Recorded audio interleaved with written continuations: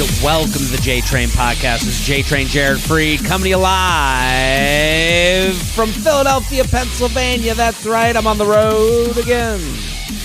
I'm serving funnies on the road again. I'm coming to your town, I'm telling all my jokes, making fun of farting in my girlfriend's apartment. That's right.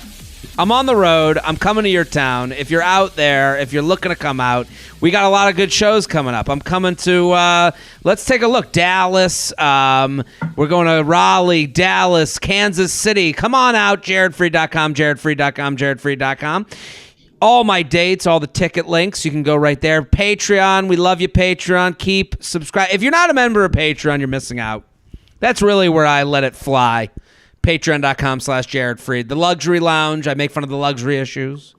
One more email. We do one long email I would never do on the show. And then Coffee with J-Train. That is just, you're taking a slice out of life with Coffee with J-Train. So Patreon.com/Jared Freid. Also, I'm on YouTube, so you can see what a beautiful hotel room I'm in. You can watch on YouTube, youtube.com/Jared Freid. And Bachelorette season is approaching. I'll be doing a YouTube talk show. This is what's going on. I'm going to do The Bachelorette. The live stream will be on Instagram per usual. And then I'll be saying, hey, Instagram, come follow me on YouTube. And if you're a late night person, you can go onto my YouTube page and watch me do a rundown of the show right away that night. So youtube.com/Jared Freid. We're doing a lot of stuff. I'm putting out a lot of goods. And all you got to do is tell a friend, a coworker, a brother, a sister. You already do it. Thank you. Totes Preach. I appreciate you telling a friend. All you got to do is comment. It is the easiest. I'm making it easy on you. I'm putting out Instagram videos every day. And all you got to do is a little @, first letter that pops up. That's all you got to do. That's all you got to do. Very excited about today's guest, an OKP on the show. A fantastic comedian, an entrepreneur, a producer, a man of many names, but also a man of the world. Ray Allen, thank you for coming on. Hey, Train. I'm very happy to be here, and I have to say, I love having coffee with you. It's always nice to sit and have a coffee together with you and chit chat. I listen. If you don't follow Ray already, @Ray Comedy on Instagram. He's so funny, so great. Ray, how have you been? It's been a while since you've been on the show. And for those that don't know, you're an OKP, original key player. You've been on before. You know what we do here, but you do shows. I want to hear about Aruba Ray. You do shows in Aruba for 6 months of the year. And, this whole thing hits and it's like, what? You ran to Aruba. You're like, I'm going to the islands. The mayor needs to go back to town. I had to check out. I was in New York March, April, May, June. And that's when I learned how to grow a beard, which is whatever. Let me just tell the people, if you're not watching on YouTube, you're not getting the pleasure of Aruba Ray's beard. You're like John Slattery. You got the silver fox, baby. I don't know what happened here. My hair is dark, but this is what it is. Yeah, you have an ombre thing going on with that beard. I really do. I'm thinking of putting some yellow highlights in the cheeks. You could. It's almost like you dipped your chin in gray, and then it's like a beautiful latte that you painted on your face. I love it. Thanks, man. Thank you. Also, back around the last week of March, I painted those on the wall. Yeah, if you're watching on YouTube, Aruba Ray has the apartment from Kiss the Girls. It looks like this looks like. I think that's the right reference. It looks like this is where people are brought after they've been taken from their family. This is like the apartment. Well, it does look like the apartment from the Mel Gibson movie where they take the kid and they're like, get in the bedroom.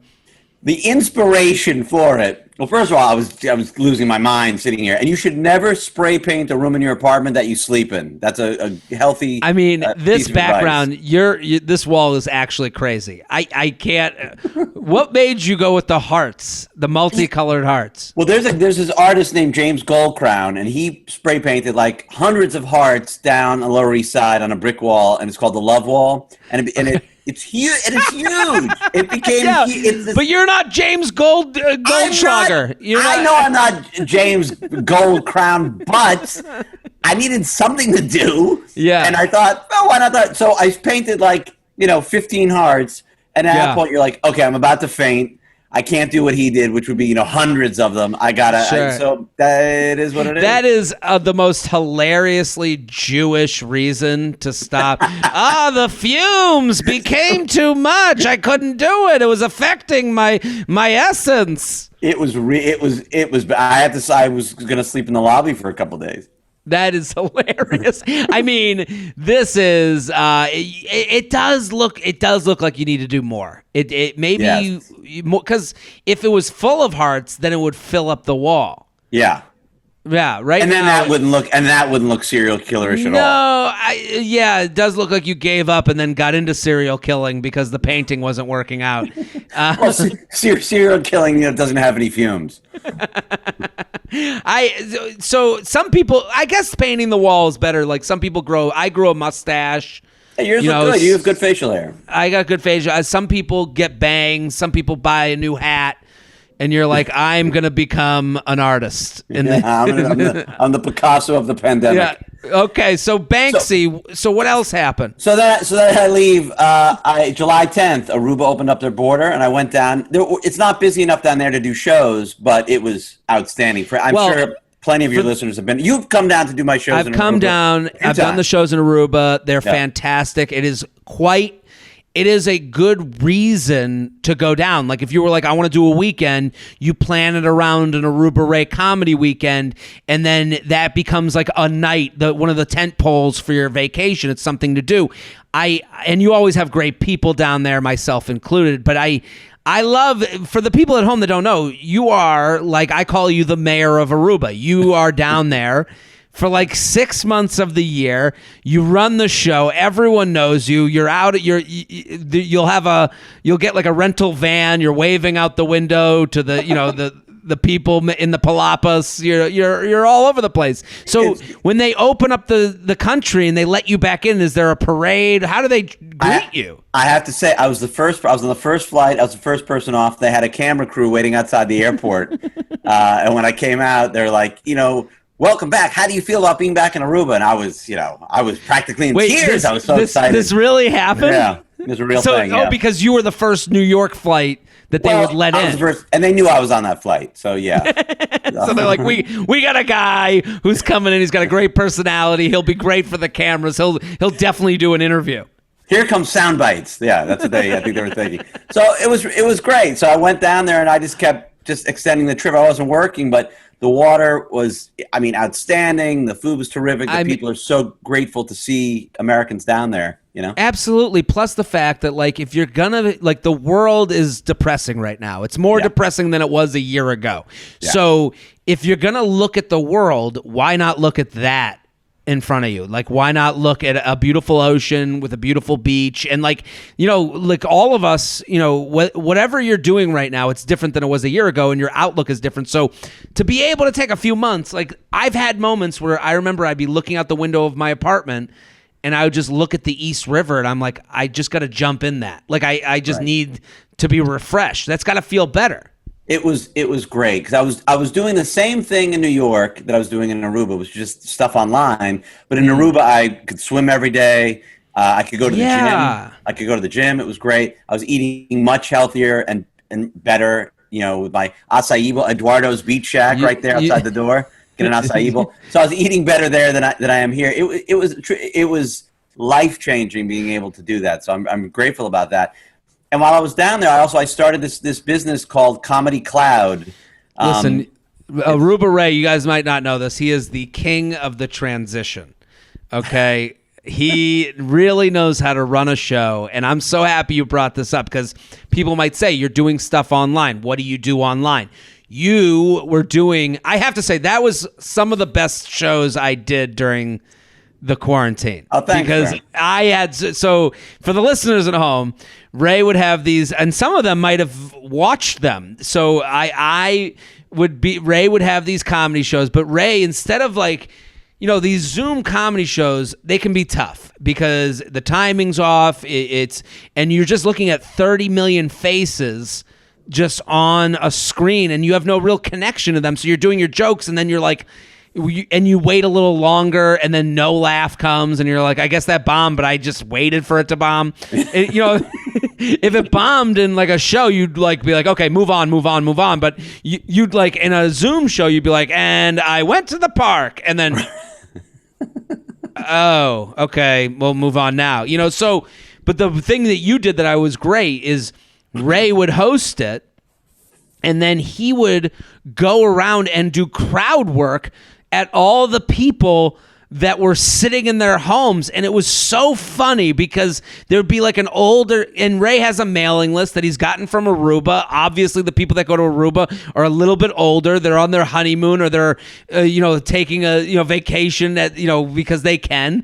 And these older people, you would be in a room in like, Erie, Pennsylvania, and someone would have like a bear on the wall, and you'd be making fun of it. It was so funny.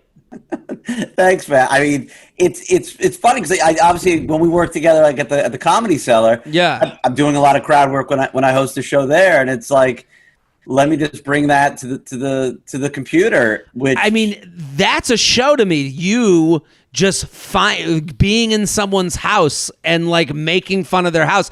There were times where, and then Ray would like lose himself a little, and there'd be like a family, and you'd be like, so how old's the daughter? And it's like, what are you talking about? Like, I would be like, what's happening? Ray's off the rails right now. It really, I remember that moment, and I immediately regretted it. I don't know. I didn't mean it, and I didn't mean it in a creepy way. I just meant like No, I want to hear about the family. You want to know what's going on. And then I thought she was in college until she was 14. I'm like, oh, okay, well. Moving on. It's like, why would you, so it was just so funny to watch you go into people's homes and pick out the things that were funny. And then you'd like, go around, Jared, what are you doing? And then I would just start yelling and ranting. And so, Ray, you'd put on these shows, and now this is like a legitimate business. What are you doing? Tell the people at home, if they're looking for comedy in their life, what they can do. Well, what we do, if you go to comedycloud.co, comedycloud.co. Okay. And what Comedy Cloud does, we put together shows primarily for companies because everybody's working from home. Everybody feels disconnected, working remotely. And it's a great way to boost morale because finally everyone's getting together in a fun way. It's the most fun you could ever have on Zoom. And I've done now about 72 shows for different companies, and they've been great. They've been been a lot of fun. And some of these companies have employees in New York, LA, and Australia. And we just figure out a time where everybody can be on at the same time. And it's really fun. We've also done, fundraisers or like a couple of private parties, but it's primarily for companies that want to reward their employees as well. They really have a lot of fun. What I love about this is there are people, we are far enough out from the beginning of this mess to know that there are people that are working with people that they've never met in person. If you're a new hire, if you're the boss, if you had new people that have joined the company, if you have people that have left the company, you don't know what your team is. So this is such an opportunity. If someone's like, hey, I know we can't go out for dinner. I can't go around the office and be like, hey, where are you from? How old's your daughter? Like, pulling Aruba Ray. And then I can't go, let's do a team function. This is as much a fun team function as you can do. And I'm sure you get, you're going around doing, crowd work in them. And, this is a professional experience. Yeah. I totally interact with them. And the group can be anywhere from 17 people to 900. It's usually a couple hundred. But when it's a smaller group, I can talk to everybody. And it's fun. It's also really I get a kick out of seeing how different people live. And also, people will bring in their boyfriend or girlfriend or husband or wife sometimes, so they're sitting with them watching the show. Sometimes they just have a cat on their desk, whatever it yeah, might be. so that's the thing, and it's like they don't notice because that's their workspace or that's where they watch on the the TV. But you're like the outsider coming in, and I just think for like a work thing where people are looking for ways, how do we connect the people that work for this company where now everyone feels so disconnected? Here's a great way.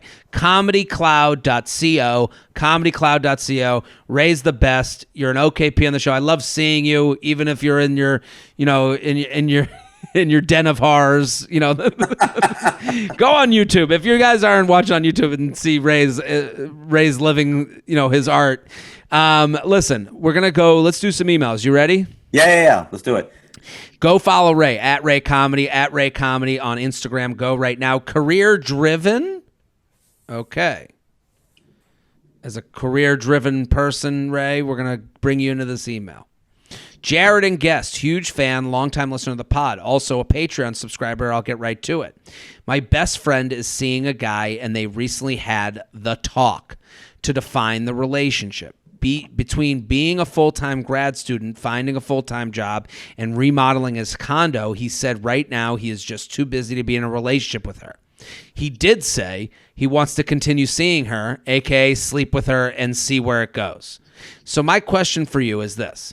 Is this a valid reason to not commit to being in a relationship with someone, or is this just a quote-unquote reason he came up with to continue to see her with no strings attached? Thanks for the help.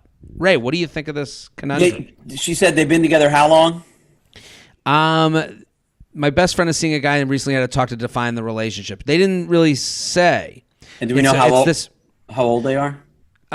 We don't know. This is just a friend, but let's I can't. Those are two fine questions because I do think, if it's 2 months and this is his response, it's different than if it's 10 months.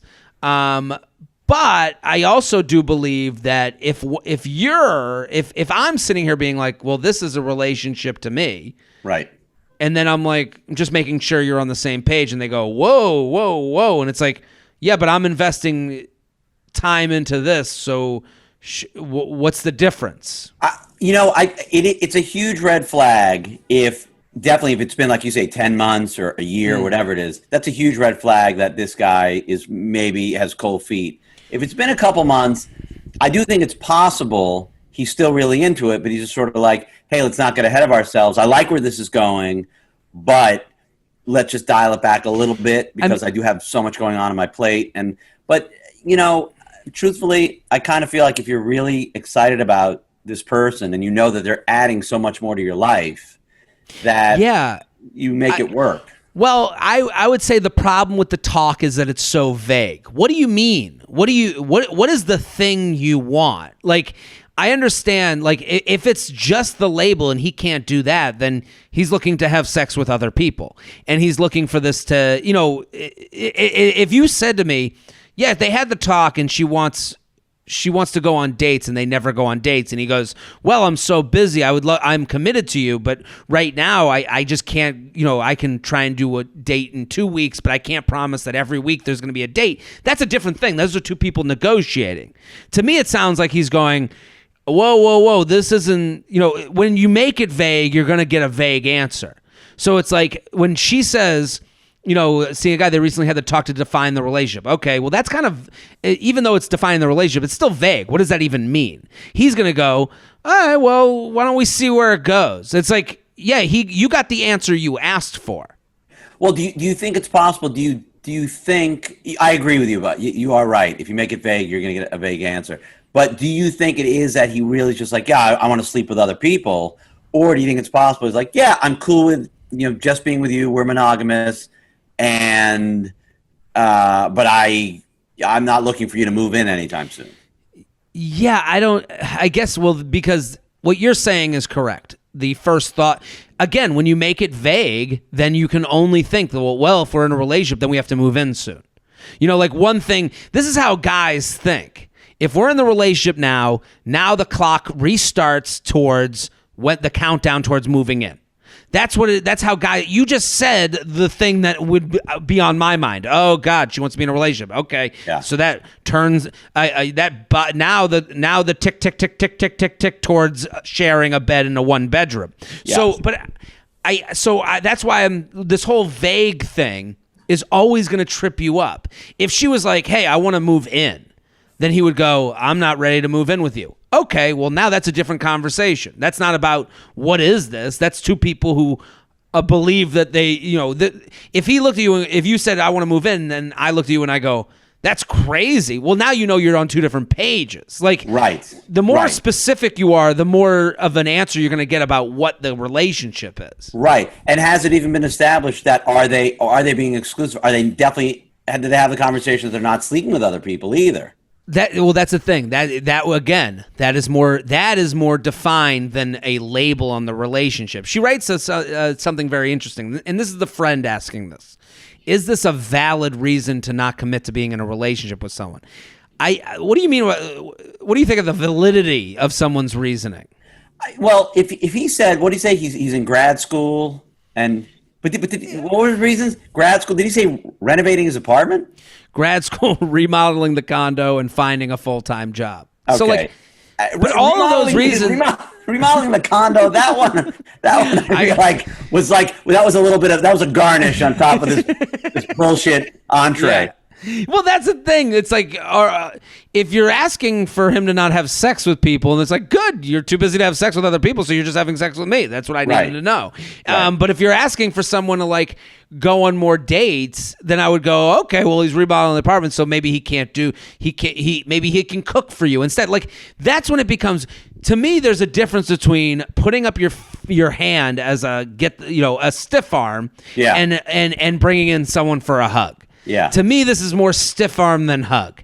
The idea that it isn't a valid reason. Well, valid for who? For her to go tell her friends?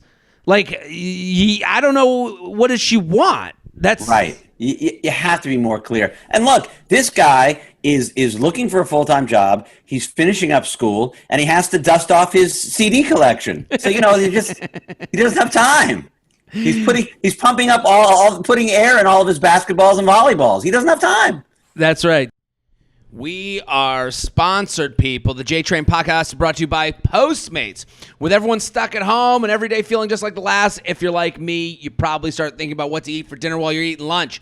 The most exciting part of the day is when a fancy new sandwich arrives at my door. I love food, and that's why I love Postmates. I love Postmates, people. I love what they do. They're doing non-contact delivery. They do Postmates pickup, so you can order from your favorite mom and pop spots.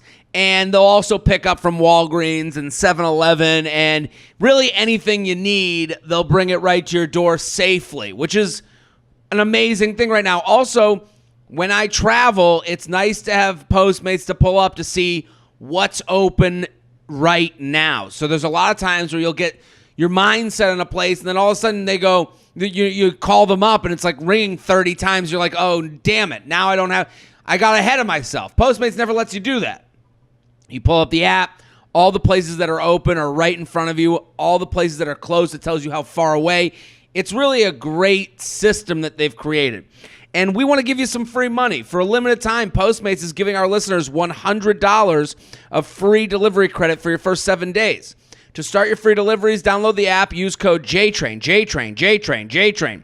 That's code JTRAIN for $100 of free delivery credit for your first 7 days when you download the Postmates app. Anything you need, anytime you need it, Postmate it. We are sponsored, people. The J-Train podcast is brought to you by Upstart. During these economically turbulent times, everyone is looking for a way to feel more financially secure. If you're still throwing money at a high-interest credit card every month, it's time to check out Upstart, the revolutionary lending platform that knows you're more than just your credit score. Find out how low your Upstart rate can be today. So I'll say this. I love what Upstart's doing because it lets you investigate to see if you can find an extra $20 in your pocket. That's really, if you think of it that way, this is the financial version of checking all your winter coats to see if there's any change in those pockets. Because if you're paying an interest rate of any kind, if you're paying credit card debt or multiple credit cards off, let's see what that rate is. Let's do the math and then compare it to the Upstart rate, because Upstart goes beyond the traditional credit score. They actually reward you based on your education and job history in the form of a smarter rate. Skip the bank. It's completely online. Loans from $1,000 to $50,000. So that means you might have a rate that's based off of other factors.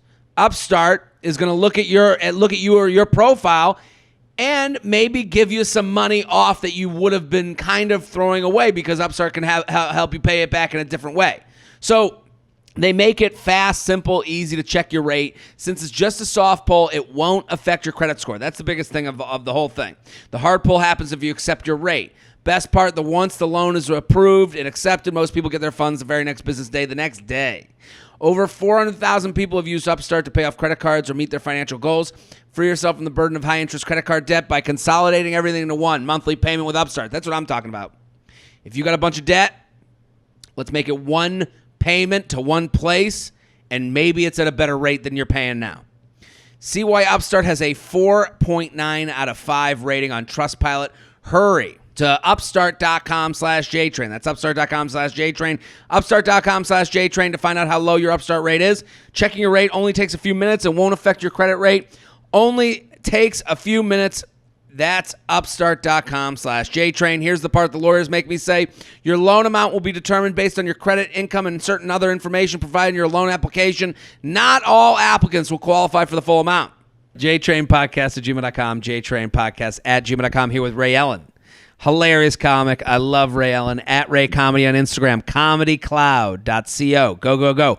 If your business, if your company, if your team is looking for a comedy show, this is a great opportunity to bring the group together in disconnected times. How about this one? How to get my annoying neighbor to stop bothering me. It's a lifestyle question. I love a lifestyle question. Yeah. My roommate and I just moved into a new apartment. We have a very annoying neighbor. The day I moved in, the downstairs neighbor knocked on our door and told us that we have been making noise for weeks and she needed to see what we were doing. I told her I am moving in, so that could be the noise, but it would be over today, and that my roommate has been moved in for a few weeks, but that I doubt she's making that much noise since she's out working for the majority of the day. She was convinced it was us and told us that we needed to be quiet. Fast forward a week, I'm at work, and my roommate comes home for the day. A few minutes after she gets home, the woman's daughter comes and knocks on the door and says we're making too much noise and that she hears a dog, even though dogs are allowed at our apartment buildings, but we don't have one. My roommate told the woman that she just got home a few minutes ago and we don't have a dog, so she really doubts that it's us. The woman continues to say that her mom came up earlier that day to complain to us but we didn't open the door. Neither of us were home. They are convinced we are the ones making noises, even though it scientifically cannot be us. So my question is, first, what the fuck? And second, how should we deal with them? We are debating emailing the leasing office because it's starting to feel like they are harassing us. Any advice would be greatly appreciated, as we are at our wits' end and really like the apartment other than the annoying neighbors. So, Mr. Ellen, what do you think? First of all, I love that you truly have become the Dear Abby of the 21st century. That's right. It's phenomenal. It is Dear great. Flabby. That's me. The people come to you for all sorts of advice, not just dating. No, not just dating. I love a lifestyle question. I've always said on this show, these are the type of things I like to sink my teeth into. This is like classic sitcom issue. I mean, this is literally a premise from the sitcom Friends that went on from, season 1 through season 10. The neighbor that was knocking on the door and then knocking on the ceiling, and then they realized that, like, for whatever reason, just even a soft footstep made huge noises.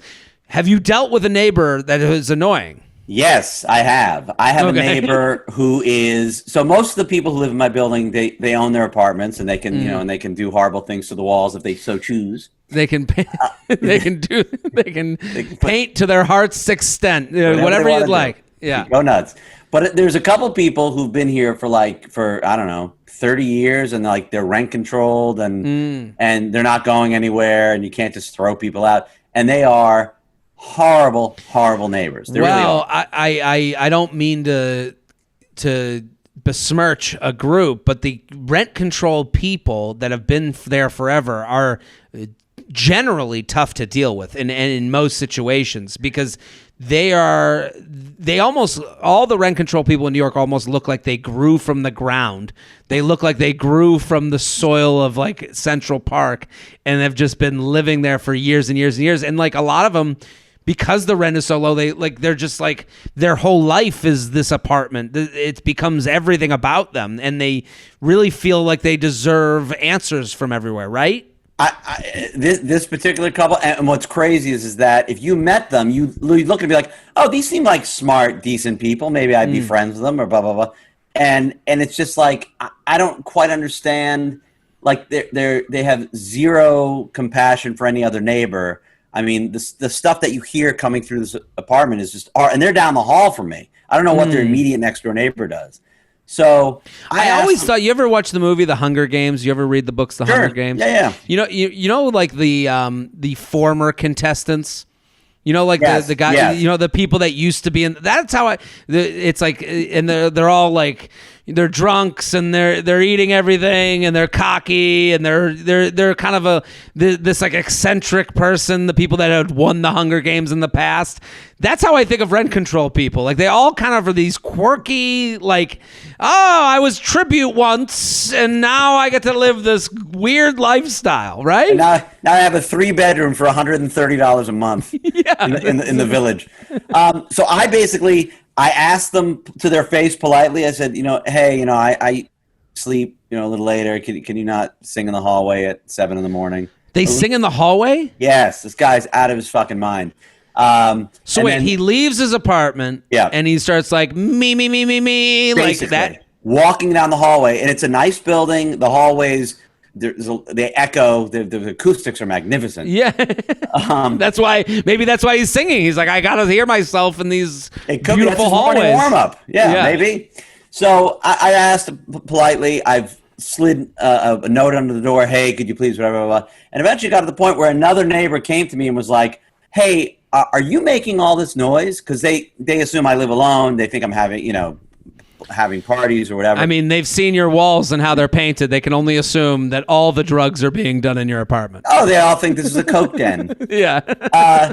So they're just like, so people are starting to think it's me, and my floor is very mixed. It's as far as the types of folks that live here, but it's a lot of couples and whatever.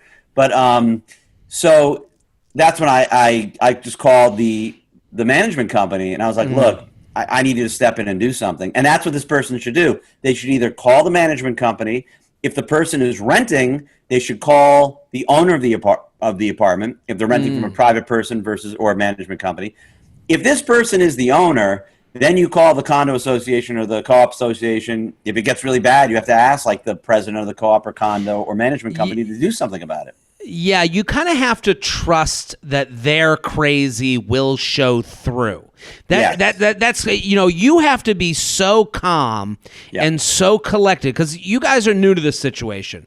Again, just like in Ray's building, where it's like finally the level-headed people come together, because level-headed people find each other and they go, what the fuck is wrong with this crazy? Yeah. So I think like chain of command, as slow as that feels, that is the way that gets things done. Because right now, if you go to, this person is obviously not in their right mind. If they're accusing you of having a dog when you don't have a dog, they're saying you've been loud for weeks when you've been there a day and there was only one person there for weeks. You know what I mean? Like, this person's saying it scientifically can't be us. So, which I appreciate, because that is, you have to be almost so honest and calm that other person, because the liar always shows himself. The crazy always comes out. So you go to the booking management and you tell them the story that you told us here. Hey, like, I'm not mad. You have to be unoffended. You have to be so unoffended that like, hey, I'm just like, we moved in. Here are the dates. Here's the facts. We moved on this date. They told us we had a dog. I'm not sure if other people are having an issue with them. We haven't made any noise. I'd be happy to invite you over, and you can see kind of how a day goes here. I'll even run a recorder for 24 hours. You be so upfront, because what happens with crazy people is they're making a lot of noise up there, and then they go, okay, well, we got one side that says no noise. We got one side that says noise. And then they go back to the no noise side, and they go, hey, they said you're making noise. And you go, we're not. And then they go back to the noise people, the crazy people, and they go, what noise are you hearing? And they go, we hear a dog. And they hear your dog. And they go, and you go, well, we don't have a dog. And then they go back and then they go, they say they don't have a dog. And then that person goes, and it's barking every 5 minutes. And you go, oh, that's the crazy one. They will figure it out on their own. You don't need to tell them that they're crazy. You need to just state facts, stay calm, and just, hey, here's what's going on. And I love that you said, because you go to management. Going to these people when they're in the land of craziness, it's only going to get crazier. They're only going to get more, fists up in the sky, And you don't want to get into a contentious situation with this neighbor, because especially if you both own your apartments, or neither of you are planning on moving anywhere, you then have to deal with this person after the fact. So you don't want to get into a shouting match with them. You don't want to get ugly. Crazy people go to Shout Town. Correct. Because then you don't want to be, when I see two people screaming at each other in the street, I go, those are two crazy people.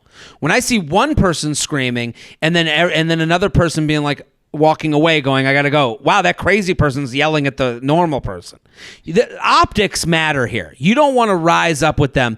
You go to management, you talk it out with them. They'll figure out that these people are out of their minds. Yeah, they will discover that barking dog was actually the other neighbor watching Animal Planet on a really high volume. Yeah, JTrainPodcast@gmail.com, JTrainPodcast@gmail.com, here with Ray Allen at Ray Comedy. Good friend, hilarious comic. Aruba Ray, he's down in Aruba. The shows are coming back, right? They're going to come back. Yes, we are starting up again. So we typically do shows January, February, March, July into August, November into December. Now we are planning on starting December 1st. There we go. And go all the way through until April 1st. So December, January, February, March. And maybe if you want, you can come down in December if you want to come down. You want to perform maybe over Christmas? I love a Christmas show. How much fun would that be? That would be great. I would love. Listen, people, laughter lives. Aruba lives. You got to go. You got to check. It's such a fun experience. I love going down and hanging out. Also, comedycloud.co. Go, go, go, go, go. What am I missing here? Jared, long-time listener, first-time writer. Your podcast has seriously got me through 2020 and wanted to thank you for that. Well, you're welcome. Situation. I'm a 25-year-old girl dating a guy in his mid-30s. We started hanging out at the very beginning of the year. Things were going great, although early on, he would make comments about not wanting to call us exclusive, despite the fact that we weren't using condoms and that he wasn't seeing anyone else.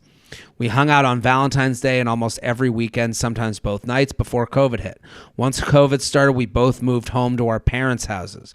But I visited him a few times, met his family. He has never met mine. Now that we are both in New York, we basically hang out every weekend, and he takes me to nice dinners, makes time for me on the weekends, and rather than hanging out with anyone else. Yet still won't call us exclusive or what I want, which is boyfriend, girlfriend. It's been 9 months now. I have feelings for him and have expressed this to him multiple times. He said he's not ready for anything yet, even though he really cares about me. I think I have already answered my own question, like you talk about a lot. But should I end things, given some sort of ultimatum, or wait it out longer? I've never felt like this about anyone, so letting go is harder than normally would. Thank you so much. Keep doing what you're doing. So I like that we've done both of these emails. To me, this girl is asking for this woman is asking for exactly what she wants. She wants a boyfriend. She has made it clear to him. He has said, I don't want that. To me, what do you think, Ray Allen? I have some opinions, but I want to hear what you think. I have been in this situation. I have been this guy. She should leave. She should get out because he either is not ready to, if he says he doesn't want a girlfriend, he just wants to keep screwing around with other women, right? Or in his head, he thinks to himself, well, I want to get married when I'm 45 and I don't want to be thinking about this now. Or he thinks to himself, yeah, I like this girl and I do care about her. She's not the person that I plan on being with long term. I wish there was like other little details. Like, sure. Do we know where they live, Jared? New York. They do live in New York. They're both in New York. It's got to go. She's got to leave him. Here's, I agree with what you said. I've been this guy. And what he's doing is he's not afraid of losing you. Like you said you brought this up and then now you're back to just what you were. Like you brought this up. You said my standard is that I'm having. Basically, she does give enough details. She's like, we don't use a condom. He's not dating anyone else. And you go, well, at this point, this is I would say this is a relationship for me. I consider you my boyfriend. And if he said no to that, I'd be like, okay, well then I gotta go. I have to find someone, because obviously we're on different pages. I mean, at this point, would you not break up with me? Like, I would ask that. I would be like, would you just ghost me at this point? We've been dating for 9 months. I want my life to move on. And here's a very important part of her email. I'll give you the most important part. COVID hit. Once COVID started, we both moved home to our parents' houses. He's 35 years old, okay? And he moved home to his parents' house. I don't think there's anything wrong with it, but there's something very telling about that. That means he is not growing up. He is not looking to be an adult. He's not looking to be on his own. And I don't think it's about fucking other women. I think you signify a move to the next phase of life for him. And he's avoiding that. Again, we said this before. When the boyfriend, when you guys stop the clock, when boyfriend girlfriend hits, the clock restarts for the move-in. So he's going, oh my God, life is coming at me. And I have to make a decision if I want to move forward with this person or not. And you don't seem to be moving away from him after not getting what you want. So he doesn't really trust that you'll leave him. Right. And the other thing is that, I mean, as far as him moving home, I mean, look, if his parents have, 30 acres in Southampton, yeah, I'd move home too. Yeah, but I just think that's like telling, like you're 35 and you're like going home. You don't like. And also, yeah, and obviously, if he does, assuming he has a job, he can work remotely. And the reason I'd asked before is he live in New York because, as you know, people in New York tend to settle down when they get older, especially guys. I mean, sure, so yeah, you guys clearly want different things, or he wants these things with a different person as much as, that doesn't feel good to hear. And I've been on the receiving end of that. Everybody has, we all on both sides of this coin. But yeah, he really doesn't, he doesn't want to go to the next level. So. And she's got, and you know what? You've said the problem with being honest is that now you have to you got to go with you've put down you've put down your card. He declined your card. Okay, it's time to walk away. You don't go looking through your purse for other cards. It's time to move on from this. And I don't want to give her. She's like, I've never felt this way about another guy like this. And it's like, I feel for you. But you're going to be here another month resenting him for you making the decision to be in less than what you want. Mm-hmm. And that's what has to happen. JTrainPodcast@gmail.com. JTrainPodcast@gmail.com. Here with Ray Allen. I got a dating question for your podcast. This is what this one's titled. She says, love hearing all your dating advice. Here's one that I don't think has been covered yet. Any insight would be great. Okay, we've covered a lot of questions. So for us to have not, why don't men want to be set up? I'm single, attractive, so I've been told, woman in her 30s. Over the past few years, I've had friends try to set me up entirely on their own, although I've always been open to it. There have now been 4 times where a friend asked a man they knew if they'd be interested in meeting me. In all cases, the men had been shown my Facebook profile or IG account, so they knew how I looked. All of the men said they were interested, were given my number, and were told that I was interested in chatting too. However, not one of these men ever ended up asking me out. 2 of the men never texted, and the other 2 reached out and texted for a week, but never initiated a date. The texting was just casual, getting to know you, chatting. There were definitely nothing that I said that could have scared them off. After doing online dating for so long, I was excited about the possibility of meeting someone through friends, but it seems these men were just as bad as the men on the dating apps when it came down to wanting to meet. What gives? My guess is that many men don't like the added pressure of being set up because maybe they can't ghost you or do the normal F-boy behavior. If there are higher expectations, they know it will get back to you or mutual friends. Can you confirm or deny? So what do you think, Ray? You know what? This is it's a very interesting question. Yeah. I happen to really like being set up. Yes. I don't think this is a male-female issue as much as it's a human issue. You're right, because I think being set up is great. So do these guys not want to get set up? I mean, maybe all four are just incredible players and they have so much on their plate and they just don't have time.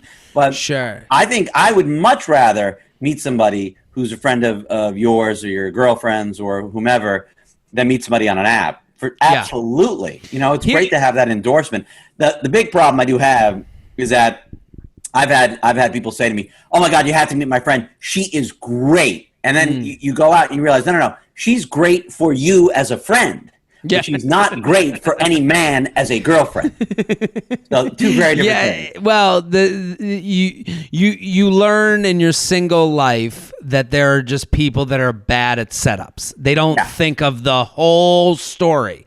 Right. They think of only the thing they see, or they don't think of the match. They just say, "Oh, you're a man? Yeah. She's a woman? Yeah. You're both straight? Go, this is a match." No, some people are very thoughtful. I would say any setup, she is right that there's added pressure on a setup. She's blaming it on men, but I would say on anybody. There's added pressure because you have a friend, and it makes sense. Like all of these guys, based on her email, that she had 4 times where a friend asked a man if they knew they'd be interested in meeting. In all cases, the men had been shown my Facebook profile or IG, so they knew how I looked. All the men said they were interested. So they were interested. This, to me, there's no difference between a dating app and meeting through your friends. In the one example, there's no difference between dating app and meeting through your friends because you don't know someone's whole situation. When you get introduced to someone, when you match with someone, you're at the tip of the iceberg. You get the picture and you get a little blurb that they wrote. You don't know the bottom of the iceberg, the one that's below the water, the other person they're texting, the person that they have a sexual relationship, the everything else that is so important to want to go on a date with you. And when you're on a dating app, they can look over those other things because nobody knows the rest of the story. There's no one to be hurt by that. So it's not that they can ghost easier on a dating app, which is true, or they be a fuckboy. They don't have to answer to someone else, "Oh, why'd you do one date and it went well and then you don't want to go?" "Well, I'm having sex with like 3 other people right now and it wouldn't be fair." People are just going to go walk towards that mountain a little bit slower than they would. So with the people, like these men were looking to be set up, but you have to, I think this is like, it's like, I think when it's on a dating app, there's way more that you'll allow in. When it's through a friend, you have to really feel like this was nailed for you to even go out on the date. You know what I mean? I do think that there's an additional layer of hope if it's coming from a friend. Because totally. Because your friend's saying, "I have people, guys, you should meet." That almost implies that these guys really also want to meet someone. So you sure. think that they're then gonna connect. Well, that extra endorsement level also makes you like, "Oh, there's something here." Because a lot of people are on apps, I think, with hope, and they get upset sometimes, even though there's zero emotional investment. Just they're upset on the dashed hope. Yeah, well, I agree with your point completely. That's why the setup. That's why she's emailing in. She's emailing in because she's like, "Holy shit, 4 men that I had a higher hope for because they are recommended by a friend have bailed on me." And it's like, I'll take her at her word. Her word is that there's nothing I could have said that would have chased them away. I believe that. I'll take her at her word where she's like, I'm a pretty attractive person. I'm sure that's true. I am also sure that she was like, holy shit, these are 4 men that are closer to the center of my bullseye because they're recommended through someone else. The other thing that I'm positive about is these men took way more precaution to go on a first date with her than they would have if they had just met her out of the blue. Right. So that precaution, yes. It's a weird thing because on one side you have this hope, you're like, these are perfect, and then you have the other side, you have this thing of going, well, I better be. I think men are really. If I was to make this male-female, I do think men are way more fearful of being the one to disappoint a woman, because listen, men are more likely to to be the one that ends the relationship. Men are more likely to get blamed at the end of the relationship. If you think that's not true, then go look at divorces and who ends up paying alimony. Like, this is just kind of the way it works socially. So I can understand a man would be less likely to just run towards it, when also knowing men don't have as many friends. That's the other thing. So if they have a friend that's fixing them up, they're like, well, I can't lose one of my 3 friends that I talk to. Right. Yeah, because you absolutely run the risk of disappointing the person that you've been set up with, and then also disappointing the person that set you up. I mean, I was once set up on a date, and like, she was perfectly nice, but to me, there was nothing there. And my friend who's fixed me up, she was so mad at me. I can't believe you don't want to go out with Julia again. And I was just like, I know. I felt terrible. They do take it personally, and especially if a woman sets you up. And that's kind of we don't know the sex of the person setting them up, but like, if a woman sets you up, they're like, it's almost like personal to them sometimes. Like, if they're a bad setup person, they'll go, how could you don't like them? Well, if you don't like them, what do you think of me? And I know this isn't fair to do to every woman, but I'm saying I've been in that position where it's like, this woman wants to set you up and you're like, I'm not in there. Like, why? I mean, I used to have that with my mom. My mom and I would go shopping for clothes, and she would be like, why don't you like those pants? And I'd be like, I just don't like the pants. And it's like, well, why? And I'm like, it's not personal. I'm not trying to I'm not turning you down. I'm turning down the pants. Do you want me to spend $50 on something I'll never wear, or do you want me to get to the pants that I really like? So it's like, and so this happens. It happened with my mom in the store. It could happen with the person that tries to set you up. It's just, again, there's just and men, we're all wusses. We all don't want to be that guy that's like the dumper, the ender, and we're put in that position a lot. Totally. You want to hear something crazy? Is that I had a woman want to set me up with someone that I had already dated, like and I had a pretty good relationship with her, and this woman didn't know that, and she said to me, "Oh, you two would be perfect together. I know her," and blah blah blah, and she didn't know that we had gone out, but and in my head, part of me was sort of like, I did have a pretty good time with Lisa, and maybe I should give it another shot. And I was like, no, this person, she means well, but I've been down this road before, and so even then, it made me question myself. Yeah, and it's like, the world is bringing us back together. It's fate. It's one of those things. It's like, no, it just didn't work out. Right. This episode of the J Train Podcast is brought to you by FabFitFun. I love FabFitFun. It is the perfect treat to yourself. Right now, we're all being a little hard on ourselves.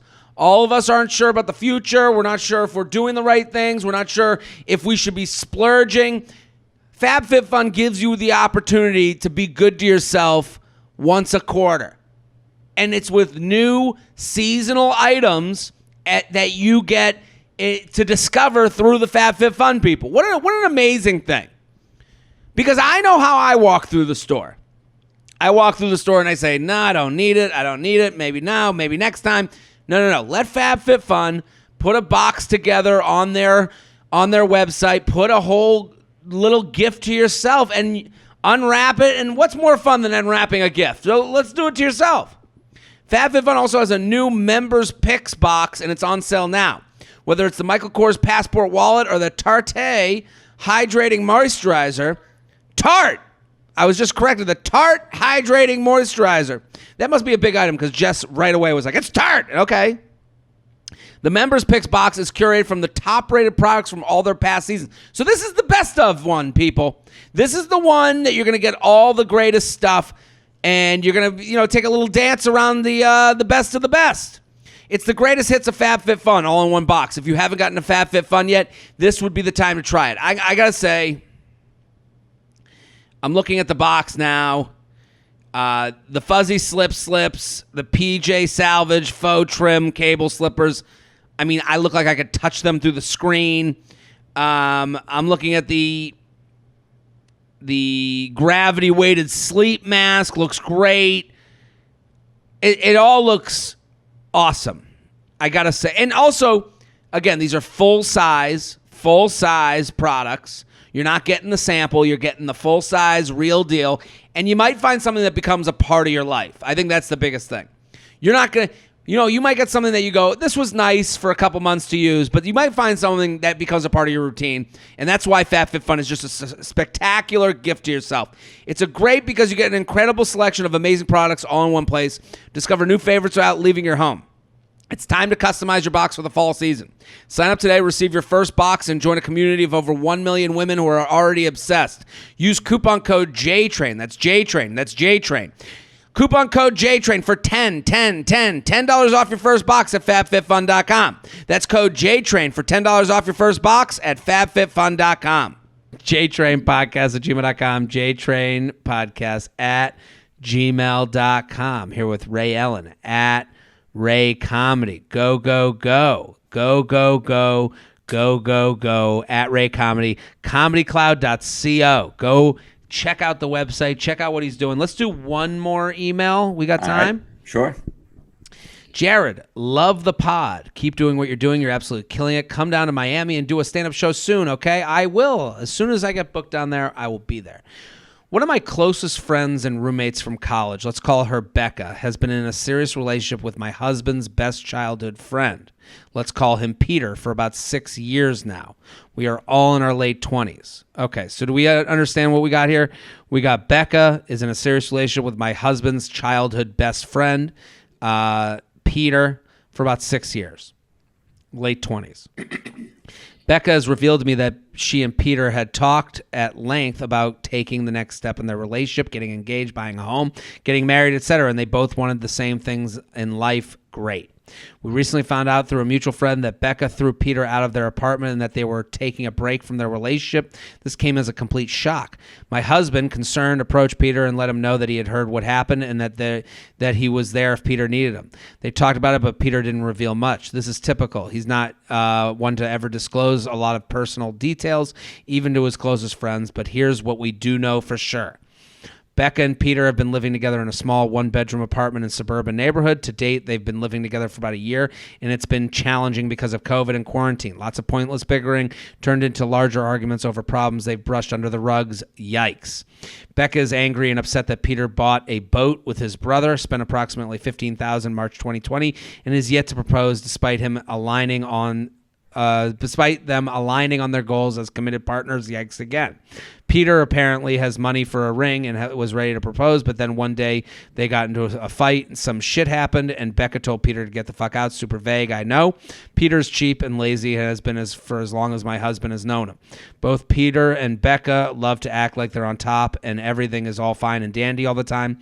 My question: should I approach Becca from a place of concern or just let it be? I hesitate only because I didn't find the news out from her directly, and I want to respect her boundaries if this is truly something she doesn't want to talk about. What do we think? She writes, do I approach her and let her know that she doesn't want to talk about it, and then we don't have to. Maybe she just doesn't want to be helped. I'm genuinely concerned about my girl. My husband thinks I should go for it, but I'm very, maybe too much so, hung up on respecting boundaries. What would your take be on this? What do you think? I think it's an interesting situation. I think just to go to your friend and say, I'm here for you if you do want to talk about it. I don't think I'd pry. I wouldn't pry. Sure. Even if you're dying for info and your husband wants more info, I would just be a friend and say, I'm here if you want to talk, right? What do you think? It's interesting because a lot of this kind of revolves around the dynamic of, like that old meme of like Instagram versus reality. She says in her email, and both Peter and Becca love to act like they're on top and everything is all fine and dandy all the time. Well, that's the emailer's perception. That is her. That sentence has some sauce on it to me. Right. That's not just like to say someone loves to act like they're on top. Have they ever said that to you? No, that's not something people say. They don't go, I love my life and I love that we're always on top. And it's like, that's not how people talk. That is the emailer making an assumption about that they are like to show off. which I take her at her word. I'm sure if I looked at their social media profile, I'd be like, yeah, it looks a little perfect. But that is my opinion. That is not the fact of who they are. So you know what, does the difference make sense to you? Yes, it does. And when someone posts a picture of them, it's like they're permanently on vacation and they're always smiling and happy and cheery. You can bet there's always some shit going on. And you have no idea. When you're at the beach and there's a person at the hut next to you that's being really loud and annoying, and your thought is, wow, these are really loud and annoying people. You have no idea what's going on with them. This might be their big release because their grandma just passed away and they're just being, you have no idea. And even when someone tells you the story, she even says in the beginning of this email, Becca's revealed to me that she and Peter had talked at length about the next step, and they're going to get engaged, buy a home, and get married, and that they both wanted the same things in life. And then she wrote in capitals, great. Like, I understand that that's kind of the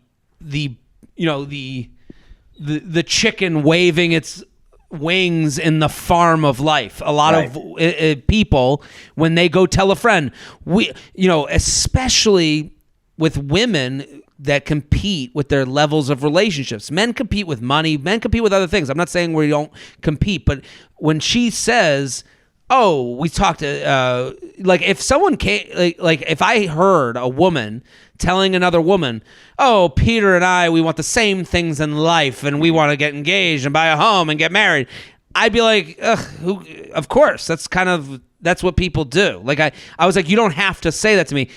That would all be tied up in the bow of Peter and I are great. Like, so this person, I get a vibe from this email that these two are a little bit that these two couples kind of compete a little bit.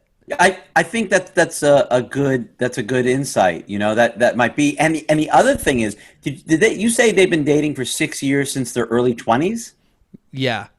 So that means that the guy who is 28, 29, and maybe he's the one he just bought a boat, whatever, right? Sure. So he's been with someone for 6 years. He's like 28, 29. Obviously, he has some money to do fun things and buy boats.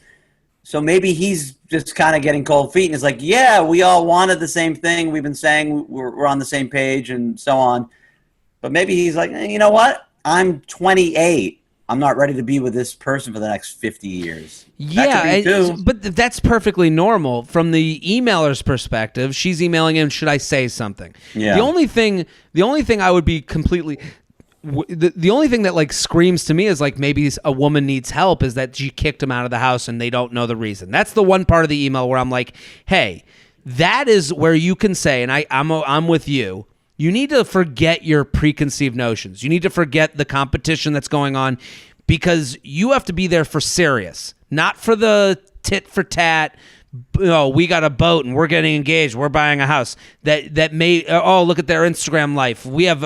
She's married. She's like, oh, we gotta fucking save money, and you guys get to go on boats. Put that away. Let's go to baseline. This is my friend. How you been? That's all you have to say. Right. It doesn't have to be, I heard about you and Peter, and I heard, if you're close enough friends and they want to reveal that thing to you, how you been? And she says, okay, but I'm saying, especially in this type of friendship, male or female, we all have those friends that we kind of like, I can't show them that I'm not doing, I have to show them that I'm doing well too. We all have those friends, and I think it takes a vulnerability to go to this person and put away the knives, put away because I watch sometimes, I just know this, I know this dynamic where someone's like, yeah, we're going to get married and everything's great. And then you go, and we're thinking of children. And the other person goes, and we have a trust fund, and it almost, it's like, this can be a friend that you're almost like, hey, put the boxing gloves away. You need to go talk to them in a way that has no one-upsmanship. Just purely, how have you been? What's going on? Yep. Tell me about your life. And don't even ask about Peter, because then that will maybe even feel like, well, tell me about your marriage. I'll tell you how my marriage is doing. No. How you been? what's going on in your life, and then you end the conversation with, you know that you can always come to me, right? Yep. And I would ask that question. You know that I'm always going to be a listening ear. I love you. And I think showing the compassion, the vulnerability, because so much of this email has the not in this in this email, it's a huge mound of bullshit we all feel. And then in it is a little needle in the haystack of bullshit is that Peter got kicked out of the house and we don't know the specifics to the story. That could be serious. That could be something she really needs help with that you can offer a lending hand to and can make her feel better and just know that, like, hey, the competition's over. I've taken down the signs. It's just us talking. I'm not going to sit here and tell you how great my marriage is if you tell me how bad things are going for you. I think that could be that person's biggest fear, right? Yeah, I think that's very good advice. Yeah, for sure. And she almost doesn't want to, for lack of a better word, admit defeat. Like, you with your amazing relationship, you won. So yeah, you got to just be a really good friend and listen and be there for your buddy, for your friend. Yeah, and then you guys buy the boat secondhand and you get a good deal on it. That's right, and offer her rides if you want to go over. Yeah, fuck that guy. We got his boat. Let's go for a ride. JTrainPodcast@gmail.com, JTrainPodcast@gmail.com. Aruba Ray, always a pleasure. Thank you for coming on. Dude, thanks for having me. Let me tell you something. You are so good at what you do. Oh. And we've done, hundreds of stand-up shows together, both in New York and in Aruba, and it's always fun. And if any of your fans have not gotten a chance to see you live yet, let me tell all of you fans. Way too kind. Go see Jared live. He's a very funny stand-up comic. I appreciate it. Everyone go follow Ray at Ray Comedy, comedycloud.co for all of your online show needs. It could be a group of friends. It could be a bachelor party. That could be a fun thing. A bachelorette party. Let's do that. If you're doing a socially distant bachelorette party, what a great way to connect with people. comedycloud.co. Aruba Ray, he's coming back to Aruba at Ray Comedy. I'm Jared Freid. We're here every Monday and Thursdays with your emails, your stories, your questions. We'll be back next week. Boom. Don't forget to like the video you just watched. I have many more. Subscribe to the channel right now. Like and subscribe, like and subscribe, like and subscribe, you fool. There's even a bell you can click to. Now you've got your week set Monday through Friday. I'm here for you.